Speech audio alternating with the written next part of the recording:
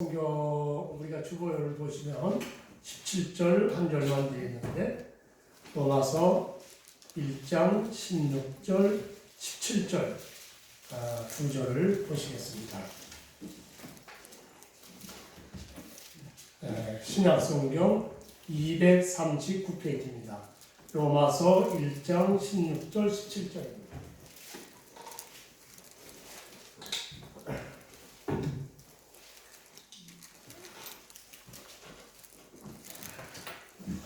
신약성경 239페이지입니다.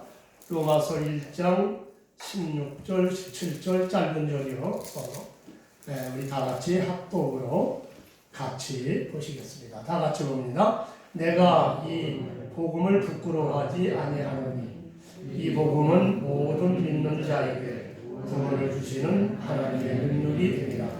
먼저는 유대인에게요 그리고 헬라인에게로다. 복음에는 하나님의 의가 나타나서 믿음으로 믿음에 이르게 하나니 기록된 바 오직 의인은 믿음으로 말미암아 살리라 함과 같으니라. 아멘. 오늘 말씀의 제목이 오직 믿음으로 이것이 오늘 말씀의 제목입니다. 우리 예수님께서 이 세상 이제 마지막 때가 되면 어떤 현상이 벌어진다라고 말씀하신 내용이 마태복음 24장과 누가복음 17장 20절로 30절에 말세에 대한 이야기를 하셨습니다. 그런데 이 말세에 대한 이야기를 하시면서 노아의 때와 노새 때를 비유를 들었습니다.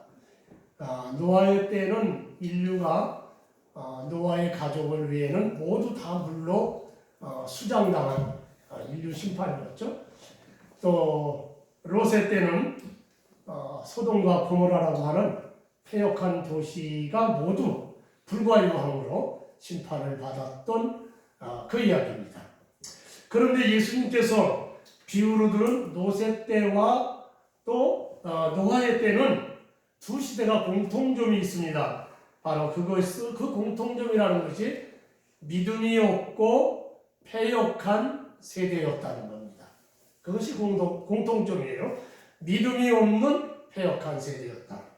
그러나 이렇게 동시에 믿음이 없고 패역한 세대였지만 그 가운데서도 아브라함과 노아와 같이 온전한 믿음을 가진 사람들은 구원을 얻었다는 사실을 기록하고 있는 겁니다. 오늘날 사실 이 코로나19라는 전염병과 유행성이 강한 중국 우한 폐렴 바이러스로 인해서 세계 모든 국가의 모든 활동들이 거의 마비가 되었다시피 했습니다. 특별한 어떤 경우가 아니면 그러니까 어떤 비즈니스가 아니면 그러니까 사업이라든지 뭐 업무라든지 영업이라든지 또 뭐 어떤 특별한 용건이라든지 그런 것이 아니면 세계 여행은 거의 할 수 없게 되었죠. 국내 영업도 거의 제한적입니다. 뭐 몇 시까지 문을 열어라, 뭐 몇 시까지 영업하라, 이거 다 제한적이죠. 또 우리 교회들도 예배에 대한 제한을 받고 있습니다. 그런데 지난 2월 1일 아시아경제에도 나오지만은 사실 이제야 손영래 보건복지부 중앙사고수습본부 사회전략반장이 중수본 전략반장이 방역수칙을 엄격하게 지키면 대면 예배 자체가 감염 위험도를 높이는 행위는 아닙니다 라고 하면서 교회에서 대면 예배를 통한 감염이 사실상 지금까지 거의 없었습니다 라고 실토를 했습니다. 대면 예배를 드리다가 이 감염된 일은 없다. 손반장이 뭐 그렇게 실토하고 싶어서 실토한 것이 아니죠. 기자들이 교회에서 저렇게 많은 코로나 환자들이 나오는데 도대체 국가에서는 왜 교회를 통제하지 않습니까? 왜 영업하는 사람들에게만 그렇게 고통을 줍니까? 라고 닥달을 하니까 순간 사실을 이렇게 말해버린 거죠. 사실 식사하고 마스크 벗고 대화하고 소모임을 갖고 해서 문제가 생긴 거예요. 네? 교회 안에도 일부 좀 생각이 없었던 분들이 그런 일을 해서 문제가 생겼고요. 예배를 드려서 일어난 일은 한 건도 없어요. 그러니까 거의 없었다 이렇게 얘기합니다. 우리 종교, 그러니까 기독교, 불교, 이슬람 등등을 다 포함해서 전체 감염률은 전체 8%입니다. 8%. 통계상에 7.7%인가 이렇게 나왔어요. 약 8%입니다. 그리고요, 이단이나 선교 대안학교 등을 빼면 실제로 교회에서 나온 확진자는 1.8% 수준입니다. 만약에 100명이라면 약 한 2명 정도가 교회에서 나왔다. 이렇게 보면 되겠습니다.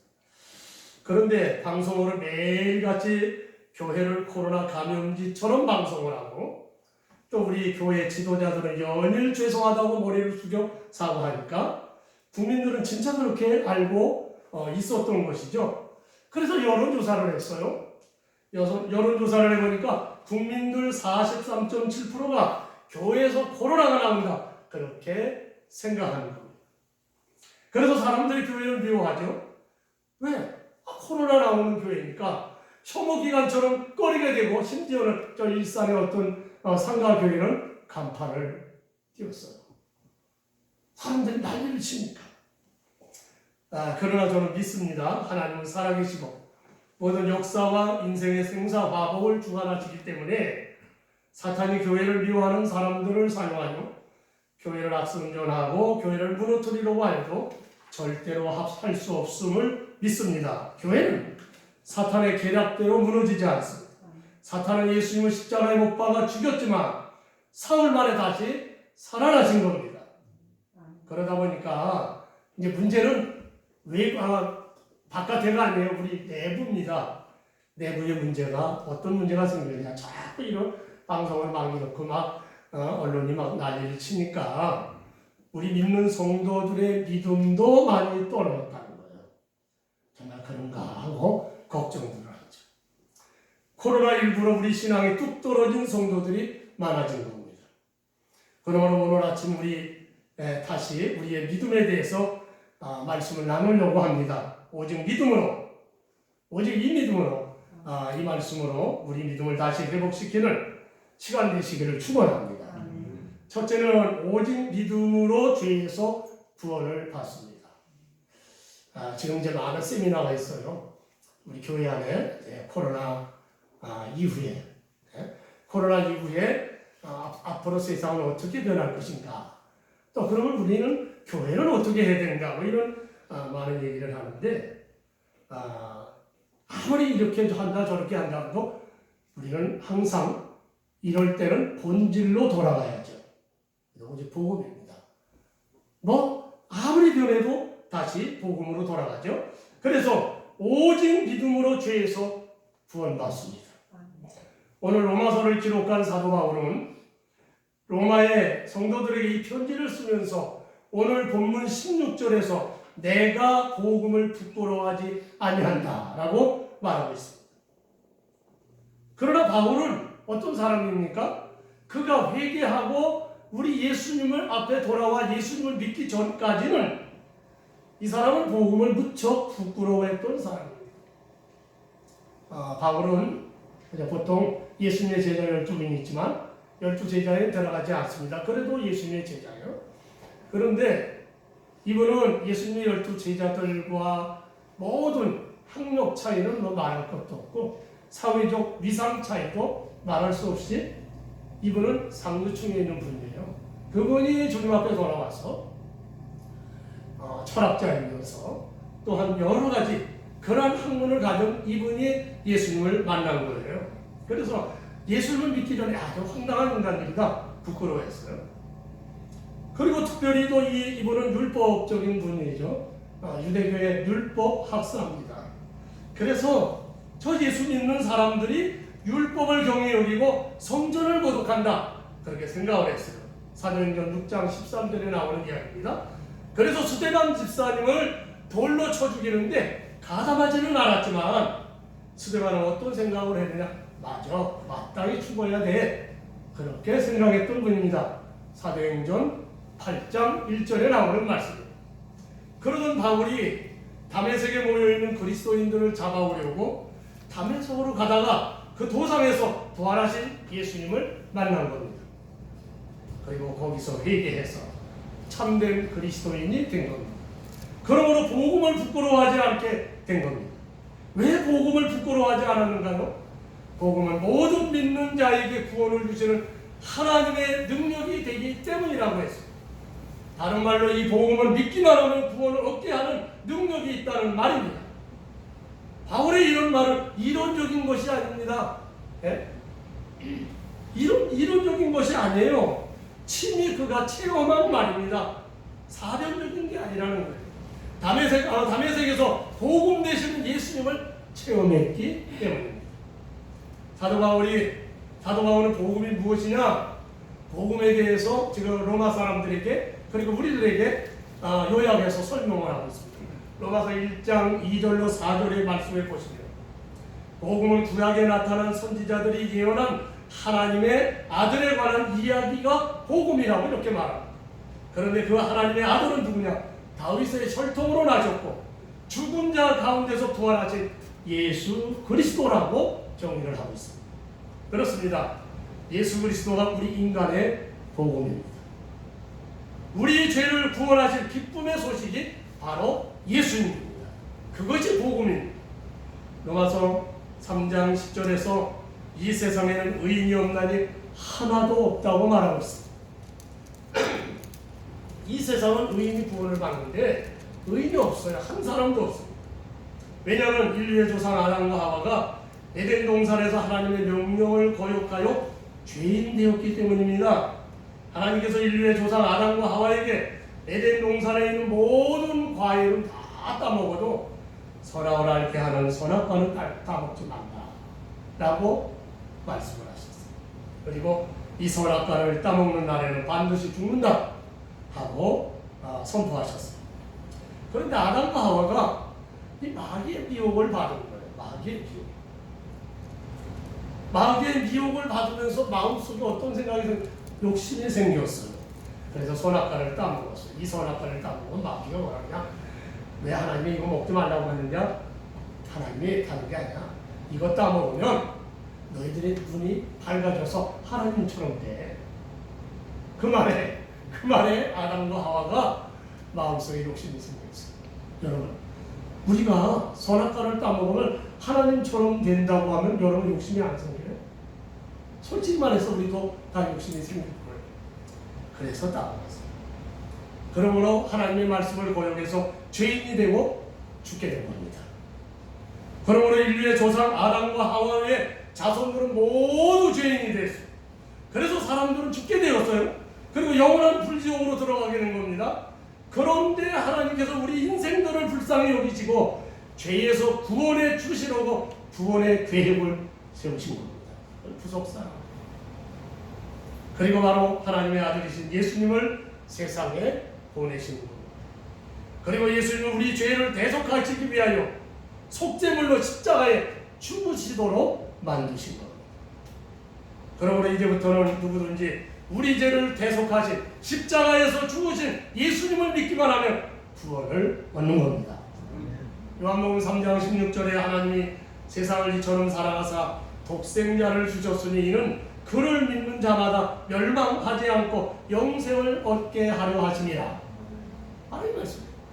그러므로 바울은 이 복음을 믿음으로, 바울 자신이 이 복음을 믿었어요. 믿음으로 죄에서 구원을 받았습니다. 그리고 소아시아로 유럽으로 나아가 복음을 전하면서 주 예수를 믿으라 하고 증거합니다. 그렇습니다. 죄인들 우리들은 예수님을 믿기만 하면 구원받습니다. 예수님은 구원의 능력입니다. 믿으시면 아멘 하시길 바랍니다. 그런데 이 구원을 영원한 천국 영생을 보장하는 구원입니다. 구원은 그저 죄에서 구원받는 거 이걸로 끝나는 게 아닙니다. 우리를 영원한 천국 영생을 보장하는 구원. 하나님이 인간을 만드실 때는요 영원한 생명으로 만드신 겁니다. 사람은 잠시 살다가 가는 게 아니에요. 영원한 생명. 그래서 우리의 영혼은 죽지 않습니다. 그런데 하나님을 거역하고 범죄했기 때문에 이 육신은 죽음을 맞게 되었습니다. 히브리서 9장 27절에 한 번 죽는 것은 사람에게 정해진 것이요 그 후에는 심판이 있으리니, 그리고 죽음 후에는 심판이 있다는 거예요. 생전에 예수님을 믿은 사람은 천국으로 가지만 그러나 불신하고 안 믿는 자는 영원한 불지옥으로 들어가는 겁니다. 그러므로 예수님을 믿고 구원받은 사람들은 영원한 천국을 소망하며 살아야 합니다. 잠시 사는 세상을 영원히 살 것처럼 생각하시면 안 됩니다. 잠시 사는 거예요. 잠시 사는 겁니다. 여러분, 다시 한번 말씀을 드리지만 영원한 천국을 소망하며 능력 있는 삶을 사시기를 주의 이름으로 축원합니다. 두 번째로 믿음으로 병든 자가 고침을 받습니다. 예수님께서 이제 오직 믿음으로 이 말씀을 이제 준비하면서 사실 제가 세 가지만 딱 했는데 이거 말고도 믿음으로 우리가 해야 할 일들이 많이 있죠. 그런데 세 가지만 합니다. 믿음으로 병든 자가 고침을 받습니다. 예수님께서 처음 전도 사역을 갈릴리라고 하는 곳에서 시작합니다. 마태복음 4장 17절에 보면 회개하라 천국이 가까웠느니라, 이게 일성이거든요. 그런데 이 갈릴리는 예수님의 고향이에요. 여기서부터 첫 복음 사역을 시작합니다. 그런데 예수님이 어느 날 갑자기 나타나가지고 회개하라 천국이 가까워하는 이렇게 안 했었어요. 예수님은 하나님의 아들입니다. 그러나 인간의 모든 규례와 관례를 무시하지 않았어요. 관례를 따랐어요. 그래서 예수님은 전도 사역을 시작하시기 전에 먼저 세례 요한에게 세례를 받으셨어요. 예수님은 세례 받을 필요가 없어요. 근데 받으셨어요. 그리고 광야로 가서 40일간 금식기도 하셨습니다. 이 기간 동안 하나님 앞에 훈련하는 시간이죠. 그리고 돌아오다가 마귀에게 세 가지 시험을 받았어요. 이게 우리 모든 인간들이 기본적으로 받는 시험입니다. 시험을 받으셨어요. 그러나 모두 말씀으로 물리치셨습니다. 자, 여기까지가 모든 사람들이 통상적으로 겪어야 할 관리죠. 예수님이 이걸 다 하셨어요. 그리고 예수님이 언제 시작하냐? 그랬다고 해서 바로 한 게 아니에요. 세례 요한이 헤로드 왕에게 잡혔다는 소식을 들으시고, 이제 세례 요한의 사역은 끝났구나. 이제 내가 할 사역이다 하시고, 그때부터 주님은 복음 사역을 시작하셨어요. 예수님은 이때 먼저 베드로와 안드레를 비롯해서 12 제자를 불러서 제자를 삼으시면서 온 갈릴리로 다니시면서 회당에서 말씀을 가르치셨습니다. 또한 천국 복음을 전파하시면서 백성 중에 모든 병과 모든 약한 것을 고치셨다고 했습니다.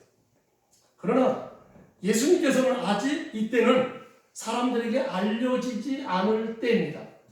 무명한 사람이죠. 아무도 모르는 사람입니다. 예수님이 누구라는 걸 몰라요. 그래서 예수님은 누구신지, 예수님이 어떤 능력을 가지셨는지는 모릅니다. 그런데 예수님께서 천국 복음을 전파하시면서 백성 중에 모든 병과 모든 약한 것을 고쳐주셨습니다.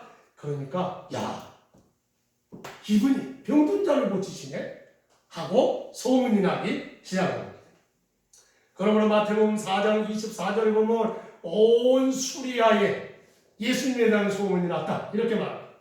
그래서 이때 사람들이 예수님의 소문을 듣고 몰려오는 겁니다. 각종 불치병자들이 몰려와요. 그 말씀에 보면 오늘날 이 시대에도 감히 의학으로 고칠 수 없는 질병 환자들이 옵니다. 이들은 예수님께서 불치병을 고치신다는 말만 듣고 왔을 겁니다. 그런데 예수님 앞에 딱 왔을 때 예수님은 왔느냐? 그죠? 안수하고 네 믿음대로 되라? 이렇게 안 하셨어요. 다 오면 그들 모든 사람들 앞에 먼저 천국 복음을 가르치셨어요. 구원의 사역에 구원의 복음을 가르치셨어요. 그리고 이 사람들이 하나님의 말씀을 들어요. 듣고 나니까 어떻게 해요? 믿음은 들음에서 시작한다 그러죠? 믿음이 생겼어요.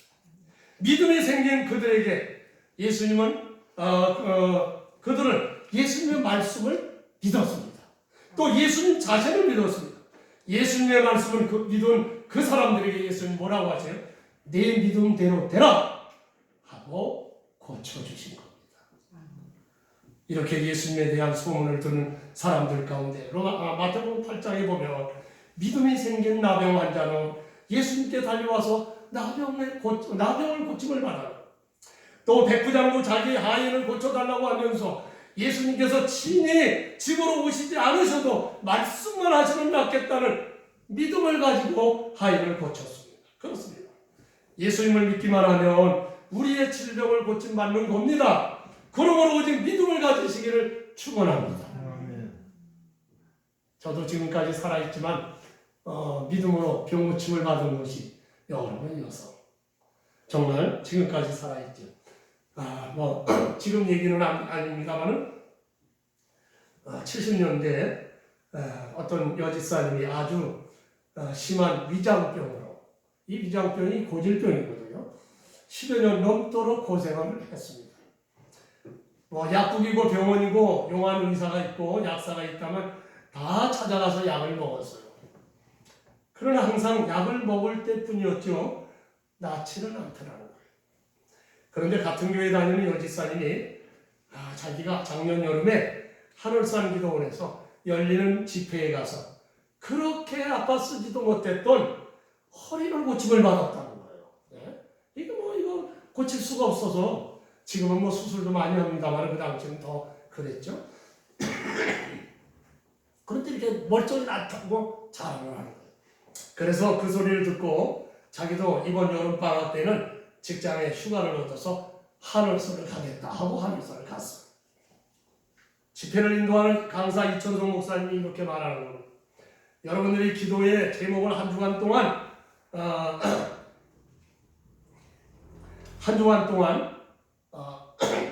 집회를 마칠 때까지 산에 올라가서 집회를 마치기만 하면 산에 올라가서 간절히 기도하십시오. 그러니까 말씀의 은혜를 받고 자기가 가져온 소원의 기도, 질병을 고침을 받겠다고 하는 이런 마음을 가진 사람들은 다 산에 올라가서 기도하라. 그러면 마지막 날 금요일 저녁, 다음날 새벽 기도까지 하지만 금요일 저녁 집회가 끝나면 내가 다 안수해 주겠습니다. 이렇게 약속을 했어요. 그래서 강사 목사님 말씀대로 집회만 마치면 산에 올라가서 간절히 기도했습니다. 주여, 저 이 고질병, 위장병을 고쳐주세요 하고 기도했어요. 그리고 드디어 금요일 저녁 집회를 마쳤어요. 이천성 목사님의 안수 기도를 받게 됐습니다. 그런데 옛날에 가보셨던 분들이 계셨을 건데 그 산에 사람들이 꽉 찬 거예요. 네? 심지어 말해 수천 명씩 왔죠. 그러니 환자라고 그러고 안수하는 사람은 이 목사님인데 그 많은 사람은 은지다예요. 나오라고 줄을 서서 나오면 등허리 한 대 탁 치면서 예수 이름으로 고침을 받을지어다. 아멘? 예? 아멘? 들어가시고 또 나와. 이러는 거예요. 그래서 이 사람이 도대체 이게 뭐야 좀 도대체 안수 기도해 주면 좀 붙들고 한참 기도해 줘야 되는데 등허리 한 대 치고 들어가라고 실망을 했어요. 그런데 그날 저녁에 이천성 목사님의 설교 제목이 뭐냐? 죽은 나사로에 대한 설교였어요. 그런데 그 말씀의 핵심이 어디에 있느냐? 요한복음 11장 40절의 말씀이었는데 내 말이 네가 믿으면 하나님의 영광을 보리라 하지 아니하였느냐? 이 말씀이에요. 내 말이 네가 믿으면 하나님의 영광을 보리라 하지 아니하였느냐? 하나님의 말씀을 믿으면 하나님의 영광을 보리라. 고침을 받는다는 거예요. 죽은 자가 살아난다는 거예요. 역사가 일어난다는 거예요. 그래서 그 말씀을 붙잡고 그냥 툭 치고 들어가라고 했지만 그래서 아멘 하면서 그 말씀을 다시 생각하면서 아멘하고 들어왔어요. 자, 그런데 다음날 토요일 새벽 예배까지 집회를 다 마쳤어요. 그런데 아무리 생각하는데 이 위장병이 안 난 거예요. 난 거 같진 않아요. 그러나 말씀을 믿고 아멘하고 내려왔습니다. 그리고 다시 직장 일에 시달리면서 정신없이 살았어요. 그런데 몇 달 동안 지내오면서 자기도 모르게 깜짝 놀란 일이 생겼어요. 어느 날인가부터인가 식사 후에는 꼭 먹어야 하는 위장약을 안 먹게 되더라는 겁니다. 위장약을 안 먹어요. 이제는 약을 안 먹어도 위장에 아무 문제가 없는 거예요. 네? 믿음으로 아멘하고 믿고 내려왔더니 여러분 고침받은 거예요. 할렐루야. 그러니까 아멘하고 내려왔더니 고침받은 거예요. 그렇습니다. 오늘도 오직 예수 그리스도를 믿음의 역사가 일어납니다. 그러므로 믿고 구하고 믿음으로 구했으면 의심하지 마시기를 바랍니다. 의심하지 않고 믿고 기다리는 역사가 일어나는 줄 믿으시기를 축원합니다. 세 번째는 믿음으로 놀라운 역사가 일어납니다. 믿음으로 놀라운 역사가 일어납니다. 사람의 아들로 오신 하나님의 아들 예수님이 갈릴리에 나타나셨죠. 그리고 회개하라 천국이 가까워왔느니라 외치시면서 말씀을 전파하셨어요. 그리고 지금도 의학적으로 쉽게 고칠 수 없는 귀신 들린 자, 간질하는 자, 중풍병자 등도 환자를 고쳐주셨습니다. 또한 오병이어로 5,000명을 모이셨습니다. 바람과 파도를 잔잔하게 하셨습니다. 죽은 자를 살리셨습니다. 그것을 보고 많은 사람들이 믿음이 생겼습니다. 예수님만 보면 저절로 믿음이 저절로 충만해졌습니다. 그런데 그 예수님이 가룟 유다가 인도하여 온 대제사장의 무리들과 로마 군병들에게 힘없이 맥없이 잡히십니다. 내가 지금 내 아버지께 구하면 12군단 더 되는 천사를 보내시게 할 수 없는 줄 아느냐? 그렇게 허풍만 치시는 것처럼 보이고 끌려가셨어요. 그 말이 다 허풍처럼 들리는 거예요. 그 모습을 본 제자들은 두려움이 왔어요. 두려워졌어요. 그리고 어떻게 돼요? 믿음이 뚝 떨어졌습니다. 그리고 다 도망쳤어요. 베드로는 뭐라고? 베드로는 예수님을 3번이나 부인했어요. 그렇습니다. 두려워지면 믿음이 떨어집니다. 두려워지면 믿음이 사라집니다. 그러므로 성경은 끊임없이 제가 한번 이게 몇 개나 나올까? 두려워하지 말라, 두렵다, 너 두려워한다, 뭐 이런 말을 다 찾아보니까 470번이나 나옵니다. 끊임없이 두려워하지 말라 말씀을 하셔요. 이스라엘 백성들을 이끌고 요단강을 건너 가나안을 진군하는 여호수아에게 하나님께서는 뭐라고 하십니까? 강하고 담대하라, 두려워하지 말며 놀라지 말라 하셨어요. 두려움은 믿음이 떨어질 때 생기는 현상입니다. 믿음이 없어지면 두려움이 생기는 겁니다. 그러므로 주님을 보고 두려워하지 마시기를 바랍니다. 이렇게 두려움을 느끼고 믿음이 떨어진 제자들이 다 예수님을 떠났어요. 그러나 예수님은 예언하신 대로 사흘 만에 죽음에서 다시 살아나셨습니다. 그리고 한자리에 모인 제자들 가운데 오셨어요. 그곳에 오신 예수님은 제자들에게 당신이 살아나셨다는 증거로 너희들 다 나를 만져봐라. 나를 만져봐라. 영은 살과 뼈가 없느니라. 나는 살과 뼈가 다 있지 않냐. 만져봐라. 그래도 못 믿으니까 제자들에게 여기 먹을 것이 없냐? 그래서 여기 생선 한 토막이 있으면 하고 가져와라. 그리고 직접 그 자리에서 생선 한 토막을 잡수셨어요. 영은 못 먹잖아요. 영. 네? 제사는 영에게 드리는 건데 그 제사 제물을 다 올려놓고 그냥 절을 푹푹 하고 일어났지만 그 밥이 뭐 한 숟갈이라도 좀 줄었습니까? 안 줄었죠. 못 먹죠. 근데 살아나신 예수님은 잡수셨어요. 그러자 제자들의 마음의 문이 열렸어요. 예수님 살아나셨구나. 살아나신 예수님 여기 오셨구나. 그리고 믿음이 생겼습니다. 믿음이 생긴 그들에게 예수님이 하신 말씀이 뭡니까? 성령을 받으라. 성령을 받으라. 제자들은 예수님의 말씀대로 마가의 다락방에 모여 열흘간 기도하다가 오순절날에 강림하신 성령을 받았습니다. 믿음이 생기고 성령 충만 받은 베드로는 예루살렘에 나아가 복음을 전할 때 3,000명씩 5,000명씩 회개하고 구원을 받게 했습니다. 많은 사람이 돌아갔어요. 예수님은 제자들에게 이렇게 말씀하셨어요. 요한복음 14장 1절에 너희는 마음에 근심하지 말라. 하나님을 믿으니 또 나를 믿으라 라고 하셨어요. 그리고 요한복음 14장 12절의 말씀에서는 내가 진실로 진실로 너희에게 이르노니 나를 믿는 자는 내가 하는 일을 그도 할 것이고 또한 그보다 큰 일도 하리라 하셨어요. 어느 날 베드로와 요한이 기도하러 성전 미문으로 들어가다가 나면서부터 안전뱅이로 구걸하던 사람을 보았어요. 그때 자기 안에 계신 성령님께서 나를 믿는 자는 내가 하는 일을 할 것이요 또한 그보다 큰 일을 하리라 그 말씀을 생각나게 하시고 믿음을 주시는 거예요. 베드로에게 나를 믿는 자는 내가 하는 일을 할 것이요 또한 그보다 큰 일을 하리라 이 말씀을 생각나게 하시는 거예요. 그리고 믿음이 생겨서 그러므로 베드로가 믿음이 생겨 그 안전뱅이 거지를 향하여 은과 금은 내게 없거니와 내게 있는 이것을 내게 주노니 나사렛 예수 그리스도의 이름으로 일어나 걸으라 하면서 그의 오른손을 잡아 일으켰습니다. 그랬더니 평생 한 번도 걷지 못한 안전뱅이가 일어나 걸었습니다. 할렐루야.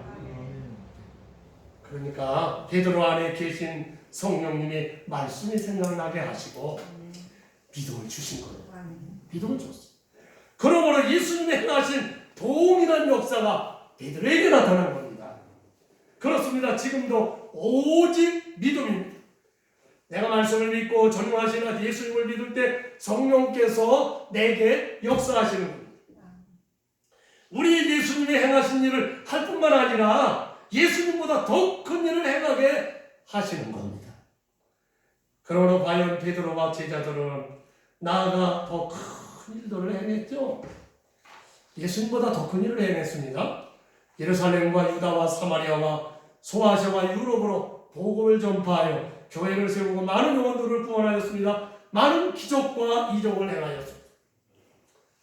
오늘 우리가 사는 이 시대는 종말이 가까운 부패하고 타락한 시대입니다. 멸망당한 소돔과 고모라 시대 못지않은 시대가 되었습니다. 그러므로 그러고 나니까 믿는 자들까지도 온전한 믿음을 볼 수 없는 시대가 되었어요. 우리나라 교인이 10,000,000명이라고 합니다. 돌아봐도 과연 나도 그렇고 저 사람도 그렇고 믿음이 있나? 그렇게 됐다는 거예요. 그러나 여러분 그러하더라도 우리는 오직 믿음입니다. 오직 우리는 믿음으로 말미암아 삽니다. 믿음이에요. 믿음. 그렇습니다. 코로나19로 세상이 크게 바뀔 것 같아도 우리의 살 길은 오직 믿음입니다. 그러므로 이 믿음을 지키고 이 믿음으로 반드시 구원을 받으며 이 믿음으로 우리도 주님이 행하신 일들을 행하십니다. 아니 더 큰 일도 행하면서 담대하게 승리하시기를 주님의 이름으로 축원합니다. 기도하시겠습니다. 사랑하시는 아버지 은혜와 사랑하심을 감사합니다. 코로나 이후에 아버지 우리가 어떤 일들이 벌어질는지 어떻게 교회가 변하고 세상이 변할는지 모릅니다. 그럼에도 불구하고 우리는 오직 말씀이요 믿음입니다. 아버지 하나님 이 믿음을 우리에게 주시옵소서. 이 믿음으로 세상을 아버지 능히 이겨나가게 하시고 담대하게 승리하며 살 수 있는 능력 있는 성도들이 다 되게 하여 주시옵소서. 예수님의 귀하신 이름으로 기도합니다. 아멘.